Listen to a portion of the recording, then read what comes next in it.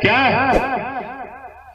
अंतर्यामी ब्रह्मांड का रचयिता सुन भी रहा है, देख भी रहा है, बोलता क्यों नहीं है कि कर्म करने को दुनिया स्वतंत्र है, भोगने को परतंत्र है, इसलिए बोलता नहीं है। और आपको बोल बोल के बताया जाता है। अरे भाई हम भी तो आज तक बताओ, हम भी तो आज तक हमने ऐसे नहीं करवाया, अपना मान सम्मान नहीं करवाया, किसी की भोजन वगैरह से हमारा मतलब नहीं, रुपया पैसा से मतलब नहीं, फल फ्रूट से मतलब नहीं, डाई फ्रूट से मतलब नहीं, अहंकार नहीं, यही नहीं मतलब। हमारे जीवन यापन के लिए हमारे पास जमीन जायदाद है, उससे काम चलता है। 14-15 वर्ष पहले इंटेलिजेंस ब्यूरो से पेंशन लिए, उससे काम चलता है। और सुनो वकील साहब, जो शख्स यहाँ आगे बैठा है और उठ के जाता है, उससे विनती करो मत जाओ, और जाना है तो आगे बैठने की जरूरत नहीं, पीछे बैठा ला करो।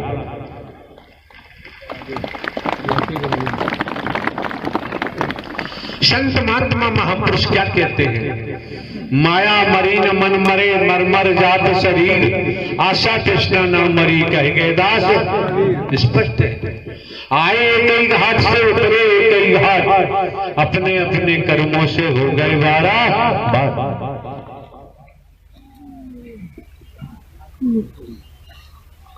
और हम आपको दर्शाना चाहते हैं, जीवन यापन के लिए तो भैया खेती बाड़ी, नौकरी, व्यापार, मजदूरी करनी ही पड़ेगी। लूट मार करोगे, जो प्रवास बनवा रहे हैं ना, किसी के बाजू नहीं है, चाय की दुकान चला रहा है, उससे 10,000 रुपये ले रहे हैं। जो सब्जी बेच रहा है ठेल पर, कोई किसी की बहन है, पत्नी है, माँ है, जो भी है, उनसे भी ले रहे हैं। हर हफ्ते 1,000 रुपये ले रहे हैं। ये शिक्षा किसने दी है? आगरा में यही हो रहा है सब। हम तो कई वर्षों से पहुंचे ही नहीं है, और पहुंच के करेंगे क्या? हमारे द्वारा जो हर तरह से जागृत किया गया, और करने के बाद भी हर मोहल्ले से, हर कॉलोनी से वहीं रहने वाले एक दूसरे से ठग रहे हैं। स्त्रियां बहुत जल्दी काम करती हैं ये। अरे भाई सीधी सी बात है, अगर रुपया पैसा देने से, सोना चांदी चढ़ाने से ही कल्याण हो जाता, तो धनवान देश अपना कल्याण करा लेते। तुम्हें हवा भी नहीं लगती, हमें हवा भी नहीं लगती। दुनिया में रुपया पैसा चमड़ी तमड़ी चलती है, सत्य के दर पर इन चीजों की जरूरत नहीं होती।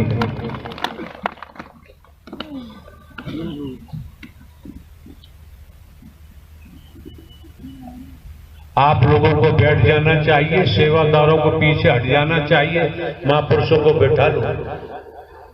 तमाम एरिया खाली पड़ा हुआ है। अरे भाई आयोजन तो 2 साल में होना था, 2 साल के लिए समय दिया हुआ था।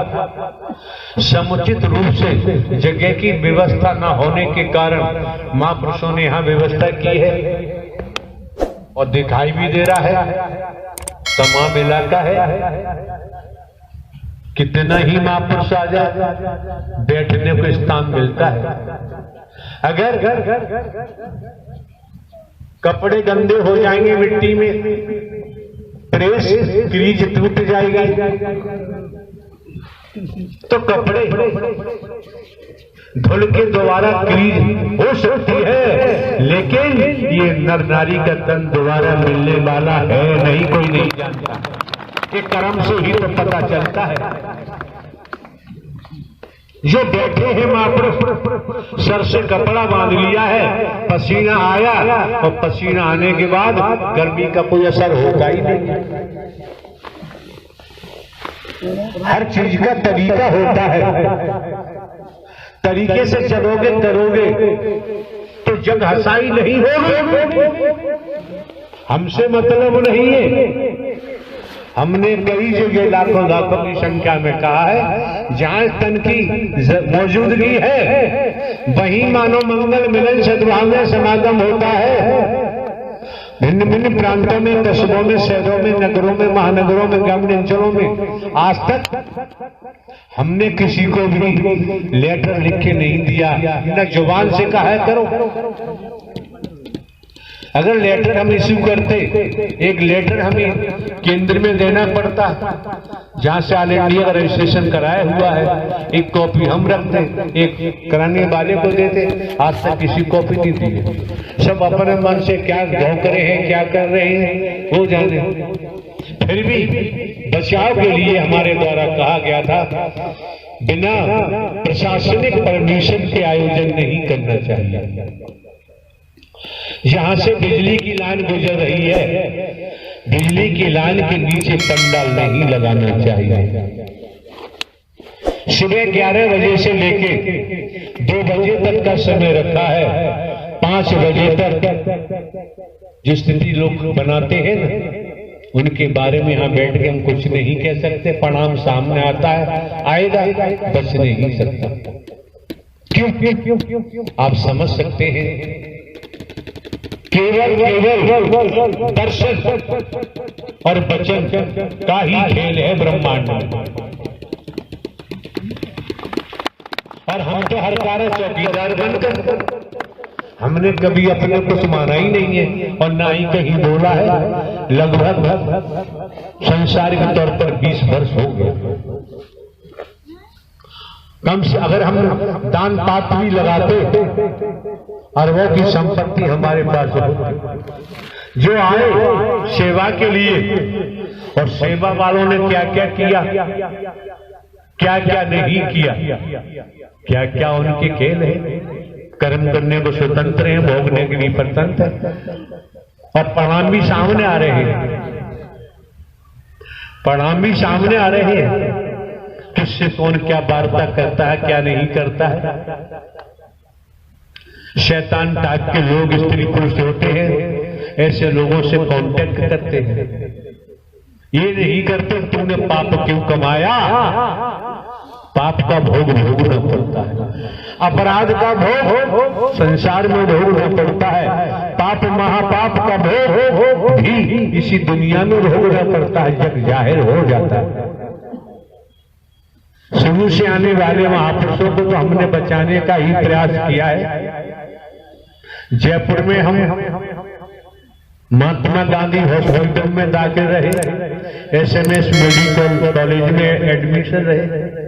अभी हमने ग्वालियर में बोला था, अगर हम बीमार होते तो जयपुर में ही मृत्यु हो गई होती। बीमार चाहिए, ये कौन बाबूजी बैठे, ये तरीका नहीं है बैठने का, इन्हें उठाओ, हवा पीछे बैठा लो। ये तरीका बैठने का नहीं है, आपकी चौपाल नहीं है ये। इसी तरह से माहौल खराब होता है। जब तक स्वयं अनुशासित नहीं होंगे, स्वयं को अनुशासन में ढालना सीखो, मर्यादित रहो, तो घर परिवार में भी सफलता मिलेगी, बाहर भी मिलेगी। अनुशासन नहीं है, मर्यादा नहीं है, तो कुमार्गी है, सत मार्ग नहीं मिल सकता।